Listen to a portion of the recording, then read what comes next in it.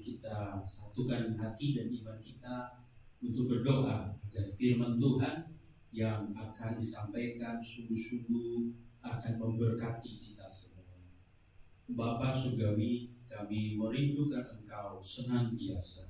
Kami membutuhkan firman-Mu lebih daripada waktu-waktu yang lain. Oleh karena itu kami datang kepada Tuhan. Urapi hamba-Mu, siapkan hati setiap umat-Mu agar firman Tuhan sungguh-sungguh akan menyentuh, menjamah, melawat, memberi pencerahan dan mengubahkan kehidupan kami untuk dapat lebih memuliakan Tuhan dan menjadi berkat bagi banyak orang. Dalam nama Yesus kami berdoa, bersyukur dan menyambut firman Tuhan. Amin. Amin. Saudara dan sahabat, mari kita buka Alkitab kita di dalam surat 2 Timotius pasal yang pertama ayat yang ke-7. 2 Timotius pasal yang pertama ayat yang ke-7. Sebab Allah memberikan kepada kita bukan roh ketakutan, melainkan roh yang membangkitkan kekuatan, kasih dan ketertiban. Sesuai dengan tema yang disampaikan kepada saya memberi judul khotbah saya pada hari ini, adaptif adalah kunci sukses. Ucapkan bersama-sama, adaptif adalah kunci sukses. Kalau kita bicara tentang sosok Timotius, dapat dikatakan bahwa Timotius adalah orang biasa-biasa saja, bahkan di bawah rata-rata. Dia lahir di tanah rantau dari keluarga yang tidak ideal. Tubuhnya sakit-sakitan, cenderung minder dan pemalu. Tidak heran kalau Paulus memberikan motivasi di 2 Timotius 1 ayat yang ke-7 yang tadi kita sudah baca bersama-sama. Allah memberikan kepada kita bukan roh ketakutan, melainkan roh yang membangkitkan kekuatan, kasih dan ketertiban. Tanpa mengurangi kasih dan penghargaan kepada Lembaga Alkitab Indonesia, sebenarnya di dalam bahasa Inggris itu lebih mendekati bahasa aslinya, yaitu Roh Kudus membangkitkan power, love, and sound mind. Kuasa, kasih, dan pikiran yang jernih atau pikiran yang brilliant. Kata adaptif punya dua arti. Menurut Kamus Besar Bahasa Indonesia, itu berarti mudah menyesuaikan diri dengan keadaan. Tapi menurut Alkitab, artinya adalah mengikuti pimpinan Tuhan dengan sungguh-sungguh. Buka pikiran dan hati saudara dan sahabat, camkan ini. Tuhan rindu mengubahkan kehidupan setiap orang percaya menjadi spesial karena dipakainya secara luar biasa. Sekali lagi, Tuhan rindu mengubahkan kehidupan setiap orang percaya menjadi spesial karena dipakainya secara luar biasa. Biografi Timotius mengungkapkan sosok yang biasa-biasa saja dapat diubahkan oleh Tuhan menjadi sosok yang spesial dengan bukti-bukti bahwa Tuhan dapat memakai orang percaya bagaimanapun kondisinya secara luar biasa. Tuhan dapat memakai umat dari segala usia. Di 1 Timotius pasal 4 ayat yang ke-12, Rasul Paulus menulis, jangan seorang pun menganggap engkau rendah karena engkau muda. Jadilah teladan bagi orang-orang percaya dalam perkataanmu, dalam tingkah lakumu, dalam kasihmu, dalam kesetiaanmu, dan dalam kesucianmu. Paulus saat itu berusia 40 tahunan. Titus dan sebagian besar rekan sekerja yang lain berusia 30 tahunan. Timotius jelas yang paling muda sendiri, yaitu saat itu sekitar 20 tahunan. Tetapi sekalipun ada di antara saudara dan sahabat yang bisa jadi merasa paling muda dari yang lain, percayalah Usia bukanlah masalah. Steve Jobs dicatat di dalam sejarah menjadi entrepreneur sukses di usia 21 tahun. Atau bisa jadi ada di antara saudara dan sahabat sudah merasa paling tua sendiri. Baru saja satu fakta yang menarik, Joe Biden terpilih sebagai presiden Amerika yang tertua di usia 77 tahun. Perhatikan berikutnya, Tuhan dapat memakai umat dari segala suku. Karena di Kisah Para Rasul pasal 16 ayat yang pertama diceritakan, Paulus datang juga ke Derbe dan ke Listra. Di situ ada seorang murid bernama Timotius, ibunya adalah seorang Yahudi dan telah menjadi percaya, sedangkan ayahnya seorang Yunani. Paulus adalah orang Ibrani asli, tapi Timotius itu dari keluarga campuran karena ayahnya orang Yunani. Itulah sebabnya dia memiliki nama Yunani dari kata Timo dan Theos yang artinya memuliakan Allah. Tapi syukurlah Tuhan memakai Timotius walaupun dari keluarga campuran. Oleh karena itu tidak peduli suku, tidak peduli ras dan bangsamu, percayalah warna kulit bukanlah penghalang. Kalau saya sudah menyebut Joe Biden, tentu juga perlu menyebut wakil presiden terpilih yaitu Kamala Harris. Ternyata ayahnya dari Afrika dan ibunya dari India. Tidak salah dengar, dari India. Berarti ada peluang bahwa Bollywood dan Hollywood akan bekerja sama lebih erat pada waktu-waktu yang akan datang. Perhatikan juga kabar baik berikutnya. Tuhan memakai setiap orang percaya dari berbagai latar belakang keluarga. Di Kisah Para Rasul masih kali ini pasal 16 ayat yang kedua sampai ayat yang ketiga. Timotius ini dikenal baik oleh saudara-saudara di Listra dan di Ikonium, dan Paulus mau supaya dia menyertainya dalam perjalanan. Paulus menyunatkan dia karena orang-orang Yahudi di daerah itu, sebab setiap orang tahu bahwa bapaknya adalah orang Yunani. Hampir semua orang Kristen tahu dari zaman Paulus sampai sekarang ini nama ibunya Timotius adalah Eunike. Banyak juga yang tahu nama neneknya adalah Lois. Tapi kalau saudara dan sahabat ditanya siapa nama ayahnya, zaman sekarang harusnya nama ayah dikenal lebih daripada nama ibu dan nenek. Siapa nama ayah Timotius? Ternyata tidak ada yang tahu, bahkan tidak pernah disebutkan di Alkitab, karena indikasinya jelas bahwa ayah Timotius itu di antara ada dan tiada, sehingga cuma disebut saja sebagai orang Yunani. Ada di antara kita yang tidak punya latar belakang keluarga yang ideal seperti Timotius, tapi kabar baik ini perlu dicamkan baik-baik bahwa latar belakang keluarga yang buruk bukanlah penghalang. Saat Kamala berusia 7 tahun, Syamala dan Donald Harris orang tuanya bercerai.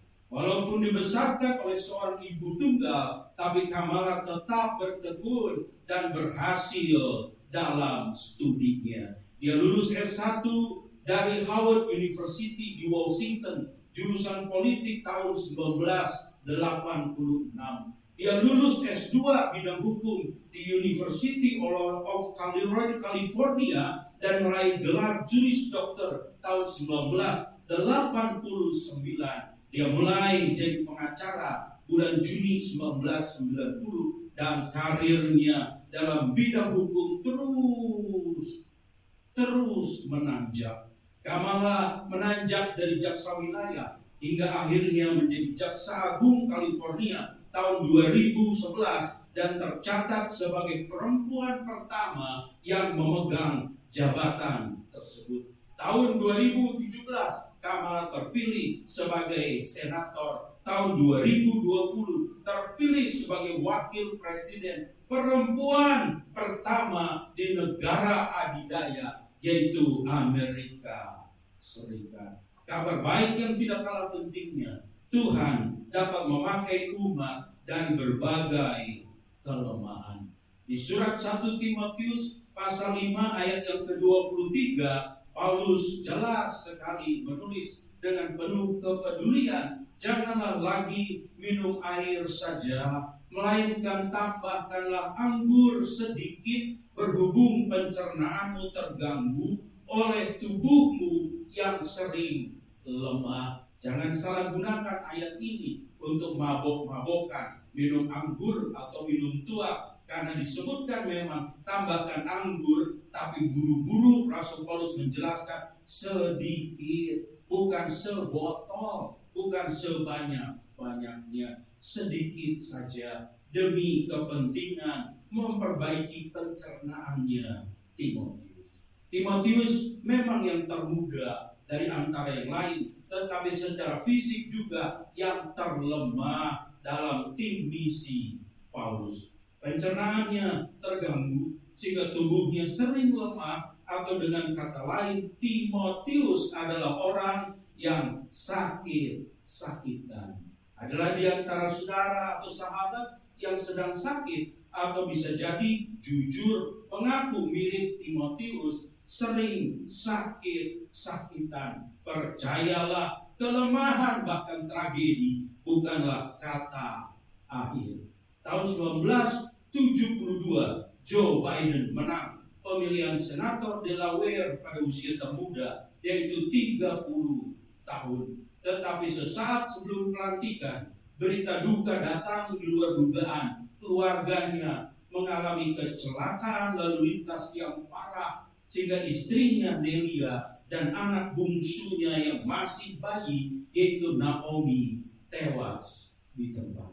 Tahun 1977 Biden menikah untuk kedua kalinya dengan Jill dan dikaruniai seorang putri yang diberi nama Ashley. Selanjutnya Biden menghabiskan karirnya sebagai senator mewakili negara bagian Delaware setelah menang pemilihan tahun 78, tahun 84, tahun 90. Tetapi 3 kali Biden gagal dan gagal lagi dalam pemilihan presiden pada tahun 1984, 1988, dan tahun 2008. 3 kali gagal, tapi Biden bangkit kembali sebagai wakil presiden, mendampingi Obama, presiden kulit hitam pertama di Amerika, selama 2 kali pemerintahan, yaitu dari tahun 2008 sampai tahun 2016. Tapi sekali lagi Biden dihantam oleh tragedi keluarga. Putra sulung kebanggaannya, Beau, terkena tumor otak tahun 2010. Biden mendampingi Beau, sang anak, dari satu rumah sakit ke rumah sakit yang lain sampai meninggal pada tahun 2015 di rumah sakit Walter Reed Military Medical Center di Bethesda. Dan tidak hanya berhenti sampai di situ. Sejak tahun 2017 Biden bergumul luar biasa hebat dengan Hunter, putranya, yang jatuh bangun dalam kecanduan narkoba. Tapi sejarah mencatat pada April tahun ini 2020, Biden bangkit kembali, maju sebagai calon presiden Amerika dari Partai Demokrat dan akhirnya terpilih sebagai presiden ke-46 Amerika Serikat. Saya ingatkan kembali yang saya sudah ungkapkan dari awal. Adaptif menurut Kamus Besar Bahasa Indonesia berarti mudah menyesuaikan diri dengan keadaan. Tapi adaptif menurut Alkitab itu berarti mengikuti pimpinan Tuhan dengan sungguh-sungguh.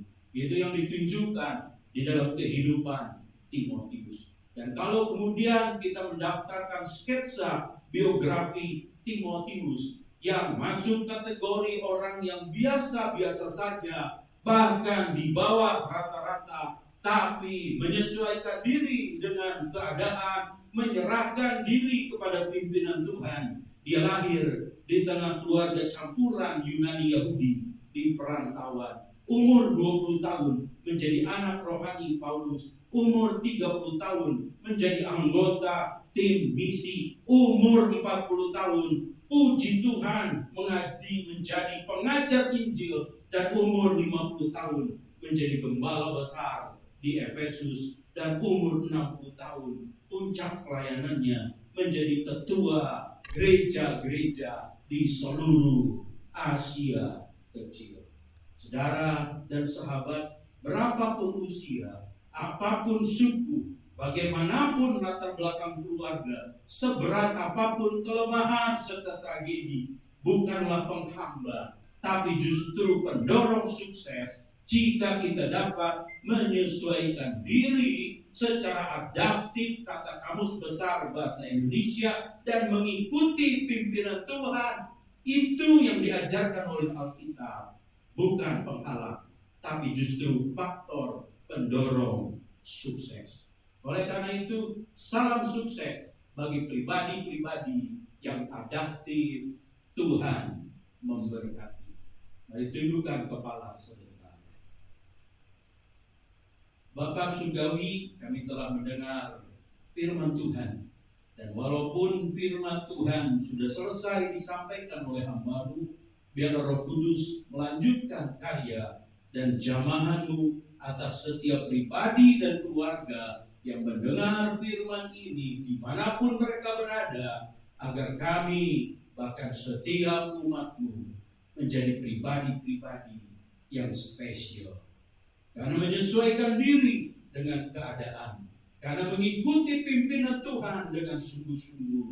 Dan kami dapat dipakai oleh Tuhan secara luar biasa. Bagi hormat kemuliaan Tuhan. Menjadi berkat bagi banyak orang. Bahkan semakin banyak orang. Mari kita mengangkat kedua tangan kita. Naikkan pokok-pokok doa syafaat.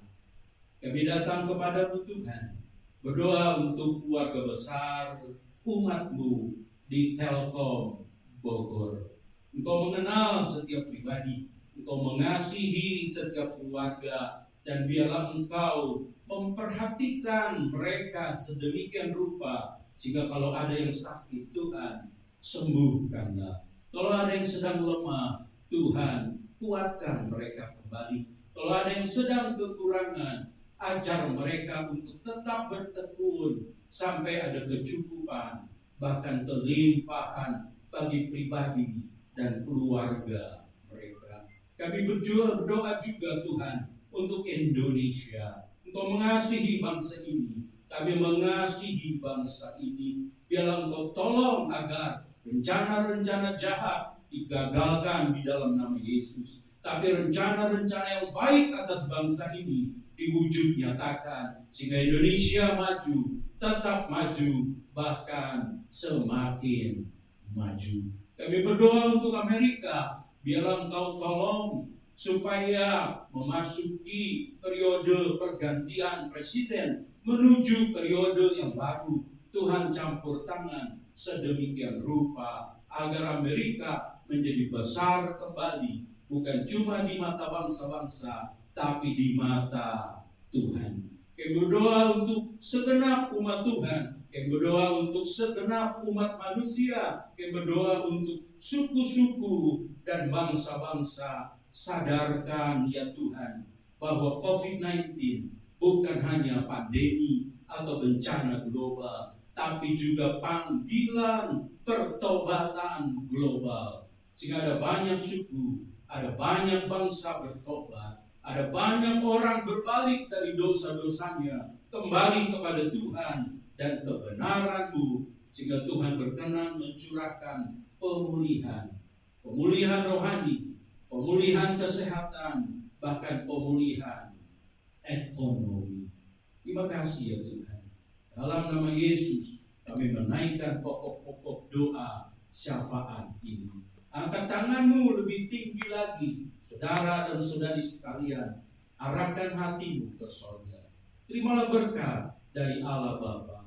Dicurahkan besar, berlimpah-limpah, baru di setiap hari, bahkan setiap saat kehidupanmu. Terimalah kasih dari Kristus Tuhan yang tidak pernah lalai, tidak pernah gagal, tidak pernah melupakan, tidak pernah meninggalkan kita. Dia selalu ada setiap kali kita membutuhkannya.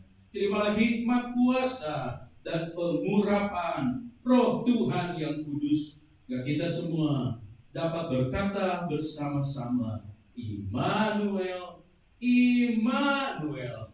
Bersama dengan Allah kita dapat hidup sebagai pemenang, bahkan lebih daripada pemenang sekarang ini sampai Maranatha, Tuhan datang kembali. Dan semua yang percaya katakan bersama-sama, amin, amin.